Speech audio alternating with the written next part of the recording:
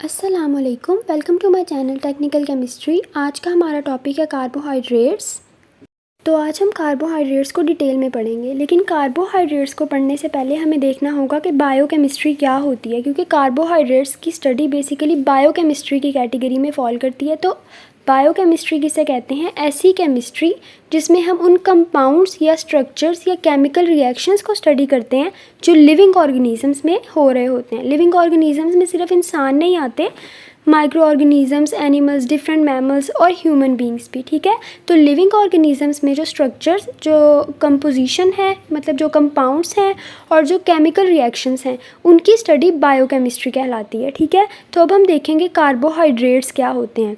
Carbohydrates macromolecules होते हैं। Macromolecules मतलब छोटे छोटे कंपाउंड्स के मिलने से बड़े कंपाउंड्स का बनना। मैक्रो का मतलब होता है बड़ा। ठीक है, तो कार्बोहाइड्रेट्स मैक्रोमोलिक्यूल्स होते हैं which are defined as polyhydroxy aldehydes और पॉलीहाइड्रोक्सी कीटोन्स।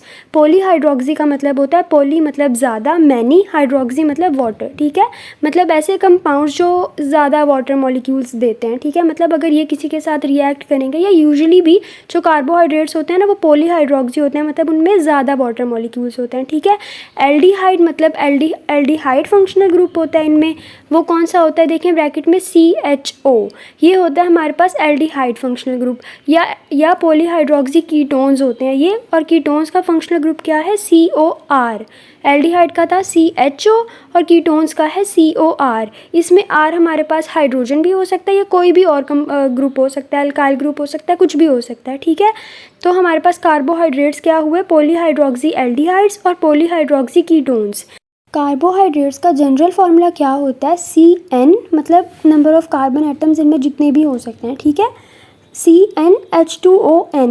पॉलीहाइड्रोक्सी है ना, मतलब वाटर मॉलिक्यूल्स, H2O भी N है, मतलब जितने भी हो सकते हैं, एक से ज़्यादा। ठीक है, CnH2ON ये इनका जनरल फार्मूला होता है। अब आपको एग्जाम्स में सवाल पूछा जा सकता है कि प्लांट्स के थ्रू कार्बोहाइड्रेट्स किस तरह से सिंथेसाइज होते हैं। ठीक है, तो फोटोसिंथेसिस के थ्रू। ठीक है, फोटोसिंथेसिस ऐसा प्रोसेस है जिससे प्लांट्स कार्बोहाइड्रेट सिंथेसाइज करते हैं नेचुरली। इस प्रोसेस में होता क्या है? प्लांट्स को कार्बन डाइऑक्साइड और वाटर चाहिए होता है, और सनलाइट और क्लोरोफिल ग्रीन पिगमेंट है जो ग्रीन प्लांट्स में ऑलरेडी प्रेजेंट होता है। ठीक है, तो कार्बन डाइऑक्साइड और वाटर रिएक्ट करते हैं सनलाइट और क्लोरोफिल यानी ग्रीन पिगमेंट की प्रेजेंस में, और हमारे पास क्या बनता है? ग्लूकोज, जो कि एक कार्बोहाइड्रेट है, एक मोनोसैकेराइड है, और ऑक्सीजन, और वो ऑक्सीजन हम ह्यूमन बींग्स या दूसरे ऑर्गेनिज्म रेस्पिरेशन में कंज्यूम करते हैं। ठीक है, तो फोटोसिंथेसिस की बैलेंस्ड केमिकल इक्वेशन क्या है? 6CO2 plus 6H2O in the presence of sunlight and chlorophyll gives us C6H12O6 which is glucose and 6O2। और ये ग्लूकोज जो प्लांट्स ने फोटोसिंथेसिस के प्रोसेस के थ्रू प्रोड्यूस की है, इसे हम पॉलीमराइज़ करके, पॉलीमराइज़ कहते हैं छोटे छोटे मॉलिक्यूल्स को जोड़ना आपस में। ठीक है, पॉलीमराइज़ करके हम बड़े कार्बोहाइड्रेट्स यानी स्टार्च और सेलुलोज भी बना सकते हैं। ठीक है, अब हम क्लासिफिकेशन देख लेते हैं कार्बोहाइड्रेट्स की। कार्बोहाइड्रेट्स की 3 तरह की क्लासिफिकेशन है on the basis of number of carbon atoms and their sizes. ठीक है, तो मोनोसैकेराइड्स ये सबसे सिंपलेस्ट कार्बोहाइड्रेट्स होते हैं। ओलिगोसैकेराइड ये मिडल में आते हैं पॉलीसैकेराइड और मोनोसैकेराइड के, और लास्ट में जो हमारे पास सबसे कॉम्प्लेक्स कार्बोहाइड्रेट्स होते हैं वो है पॉलीसैकेराइड्स। आज के लेक्चर में हम मोनोसैकेराइड और ओलिगोसैकेराइड्स को डिटेल में देखेंगे, पॉलीसैकेराइड हम बाद में देखेंगे। ठीक है, मोनोसैकेराइड्स देख लेते हैं। मोनोसैकेराइड हमारे पास सिंपलेस्ट कार्बोहाइड्रेट हैं। सिंपलेस्ट का मतलब ये है कि हम इन्हें फर्दर तोड़ नहीं सकते, इनकी फर्दर हाइड्रोलिसिस मतलब फर्दर वाटर की प्रेजेंस में हम ये तोड़ नहीं सकते। और मोनोसैकेराइड में 3 to 9 कार्बन एटम्स होते हैं, मतलब ये इतने छोटे होते हैं। ठीक है, इनकी क्लासिफिकेशन, मोनोसैकेराइड्स की classification number of carbon atoms की बेस पे होती है, जैसे ट्रायोसिस, टेट्रोसिस, पेंटोसिस। 3 कार्बन एटम होंगे तो ऑब्वियसली ट्रायोसिस, 4 कार्बन एटम होंगे तो टेट्रोसिस एंड सो ऑन। ठीक है, सबसे इंपॉर्टेंट जो मोनोसैकेराइड हैं जो नेचर में एग्जिस्ट करते हैं वो होते हैं हेक्सोसिस, मतलब 6 कार्बन एटम होते हैं जिनकी एग्जांपल है हमारे पास ग्लूकोज और फ्रक्टोज। अब ये देखें बबल्स में ग्लूकोज और फ्रक्टोज का डिफरेंस बताया हुआ है। ग्लूकोज एल्डो शुगर होती है, मतलब इसमें एल्डिहाइड फंक्शनल ग्रुप होता है। ठीक है, और फ्रक्टोज कीटो शुगर होती है, इसमें कीटोनिक फंक्शनल ग्रुप होता है। ये इनका डिफरेंस है। अगर आपसे पूछा जाए तो ये इनका डिफरेंस है कि ग्लूकोज फ्रक्टोज पेंटा हाइड्रोक्सी एल्डिहाइड होता है, मतलब इसमें एल्डिहाइड फंक्शनल ग्रुप होता है। और फ्रक्टोज पेंटा हाइड्रोक्सी कीटोन होता है, इसमें कीटोनिक फंक्शनल ग्रुप होता है। लेकिन इन दोनों का जनरल फार्मूला है ना, वो इन दोनों का सेम होता है, C6H12O6। ये बात मैं स्टार्ट में भी बता चुकी हूँ और अब फिर दोबारा बता रही हूँ। ये सेंटर में बबल्स देखें, C डबल बॉन्ड O और H, ये हमारे पास एल्डिहाइड फंक्शनल ग्रुप है। जिन कंपाउंड्स में ये फंक्शनल ग्रुप होगा वो एल्डो शुगर होंगे, जिन कार्बोहाइड्रेट्स में ये फंक्शनल ग्रुप होगा, ठीक है।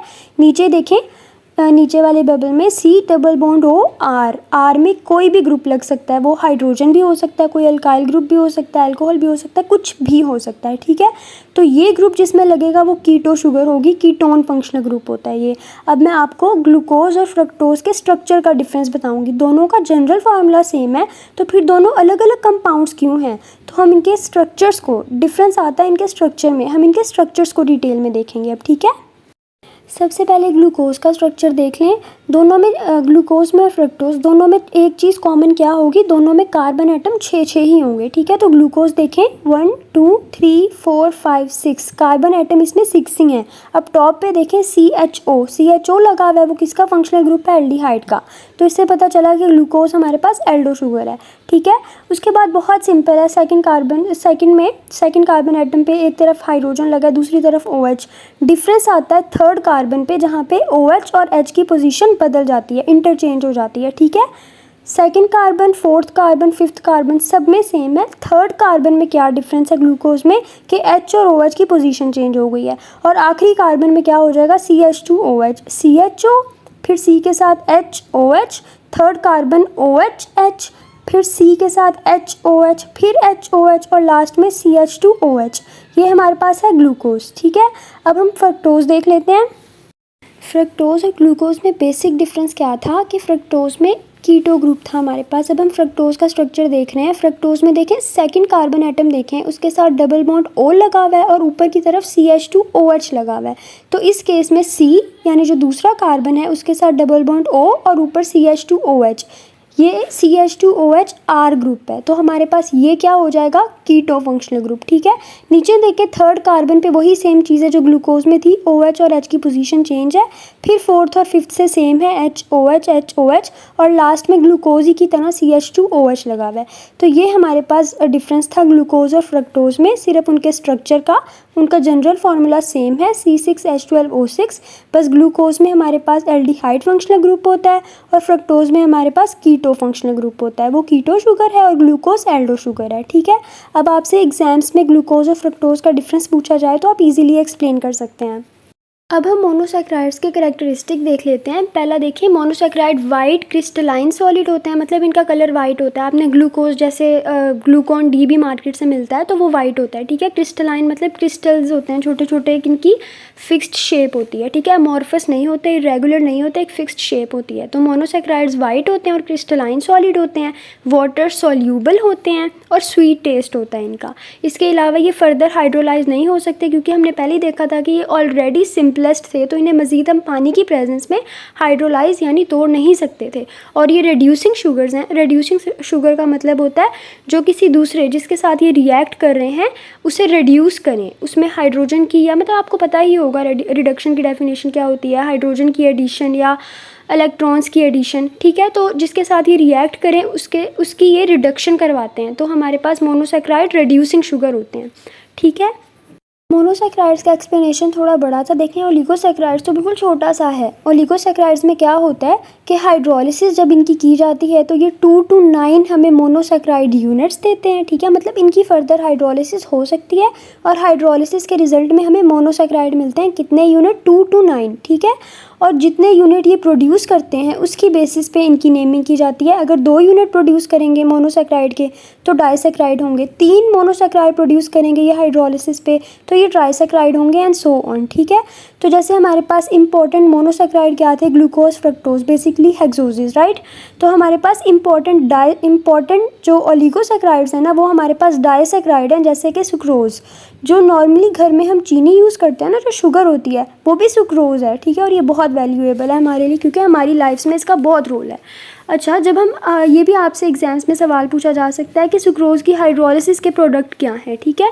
सुक्रोज़ का केमिकल या जनरल फार्मूला क्या होता है, C12H22O11 प्लस H2O। जब इसकी हाइड्रोलिसिस करवाएं plus H2O in the presence of dilute HCl and heat, हमें क्या मिलेगा, एक ग्लूकोज का मॉलिक्यूल और एक फ्रक्टोज का मॉलिक्यूल। दोनों का ये जो मॉलिक्यूलर फार्मूला है वो सेम है, C6H12O6, पर मैं पीछे आपको डिफरेंस बता चुकी हूँ कि एक कीटो शुगर है और एक एल्डो शुगर है। अब हम ओलिगोसैकेराइड्स के कैरेक्टरिस्टिक देख लेते हैं। मोनोसैकेराइड्स की तरह ये भी वाइट क्रिस्टलाइन सॉलिड होते हैं, वाटर में इजीली सॉल्यूबल होते हैं। आपको पता है जैसे चीनी पानी में हो जाती है डिज़ोल्व इजीली ना, और वो चीनी हमारे पास ओलिगोसैकेराइड ही है, डाइसैकेराइड ही है। इनका टेस्ट भी स्वीट होता है और ये रिड्यूसिंग भी हो सकते हैं और नॉन रिड्यूसिंग भी हो सकते हैं, ठीक है। मोनोसैकेराइड कन्फर्म रिड्यूसिंग ही थे, ये हमारे पास ओलिगोसैकेराइड हमारे पास रिड्यूसिंग भी हो सकते हैं और नॉन रिड्यूसिंग भी हो सकते हैं, ठीक है। होपफुली आपको आज का लेक्चर अच्छा लगा होगा। मैंने अपनी तरफ से पूरी कोशिश की कि मैं जितना हो सके उतना ईजिली एक्सप्लेन करूँ। अगर आपको मेरा लेक्चर अच्छा लगा तो सब्सक्राइब करें टेक्निकल केमिस्ट्री। Thank you.